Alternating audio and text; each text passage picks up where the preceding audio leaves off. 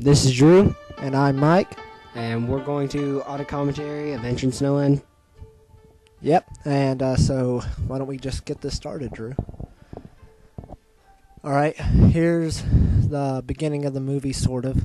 And basically how this part started right here is Drew told me, go stand beside of that basketball pole, look out, and I'll film you.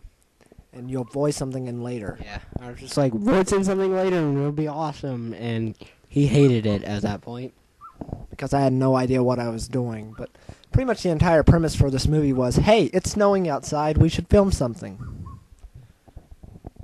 NASCAR racing, I don't even like NASCAR.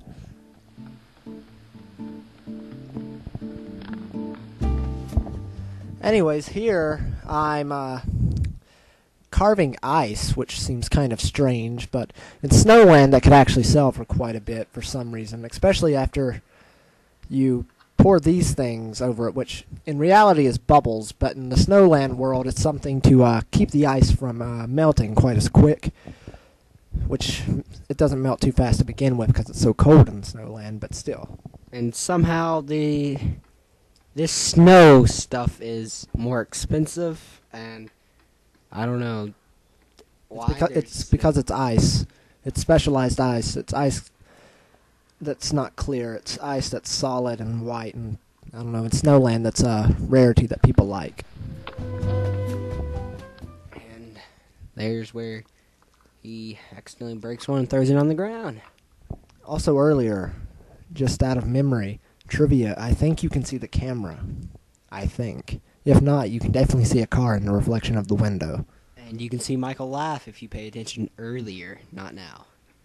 Oh, my face plant in the snow. I love that part. I told him just go and fall into the snow, and that's what he did. Now I found the legendary tablet, which is actually cursed at this part of the movie. This is my favorite part of the movie. It's just so cool and epic, and I'm glad how I just like the way I put it together. Yes, I really enjoyed that part. It was something that we just came up with, and it turned out really well after Drew edited it together and we added in music. We actually just watched it without music, and it's not nearly as epic. Originally, he thought that the ice tablet was the reason the snow had just about killed him, but in actuality, it was the villain trying to kill him to get the ice tablet, as you can notice by seeing his sword and one of the first parts. And that was because I was trying to knock the snow down, and the sword just happened to get in the shot. That's my excuse for it. And here is the boundary between the cursed lands and then the land that people think is alright to be on. This whole movie is just improv. He improv that part himself. Yeah, because that's where all the snow fell off the roof and landed in a nice big line. And I've came up with the reason that this part of the land is cursed. It's not only because it holds the artifacts, but because it holds all the technological advances from before that people simply don't understand now because it's been so long since they've used them because of the snow.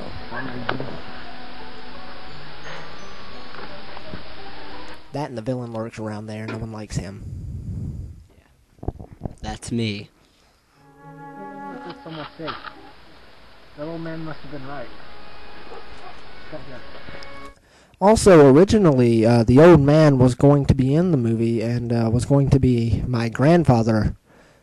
And I was going to be the old man. Yes, my awesome old man costume. And I was going to do the narration part of the 3 artifacts.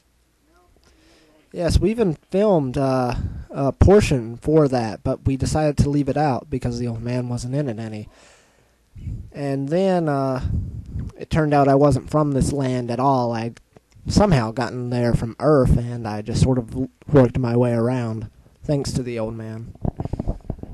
Yes, the old man took him in and gave him a home, and so Mike, the hero, is not originally from Snowland. And here's the villain's first appearance, and, well, we just missed that, talking so much about the old man. But you know what? All I do is run around this part. So let's talk a bit about the villain and what you were inspired by to create the villain, Drew. Well, in every awesome video thing, you need a good villain, so... Yeah, and that part you couldn't hear me talk one single bit, so it really doesn't matter. Yeah. You know, I actually can't even remember what your lines were originally. I could have at a time, but I can't now. I just remembered something about the artifacts, I guess.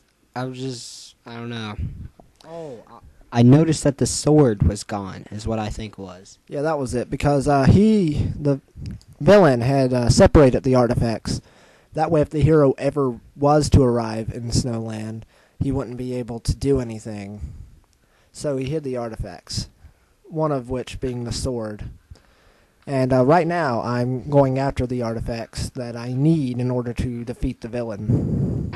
At this part, I just went and hid the breastplate, which I originally called it a shield, but yeah, so it confused Michael. Anyways, I just hid it somewhere. I didn't tell him where it was, and just told him to go look for it. And I just recorded him doing it. Yes, it was completely improv, and I had no idea where the artifacts were until we were filming, and I just assumed they were what he told me they were, which was the sword, the stone, the shield, and one unknown. And you can imagine my surprise when I climbed the big giant hill to find my shield, and it's a breastplate. And you can see my reaction here, probably. Wonder what the next one is. And right after that, Drew explained, "Oh, I thought it was a shield." The first time we recorded it, he goes up there, he picks it up, and he just turns around and goes, "Where is it?" And here our hero makes his stupidest mistake ever by hiding it in the snow that the villain just so happens to fall into. Honestly, it would have been safer if he kept it back where he found the sword. And then here's where the hero, Mike, figures out the tablet is taken by me, the evil dude.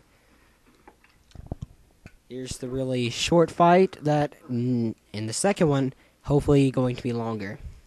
Yes, because we didn't even think that would look good. We weren't sure, which is why we only had it that short part. We didn't know how it would look.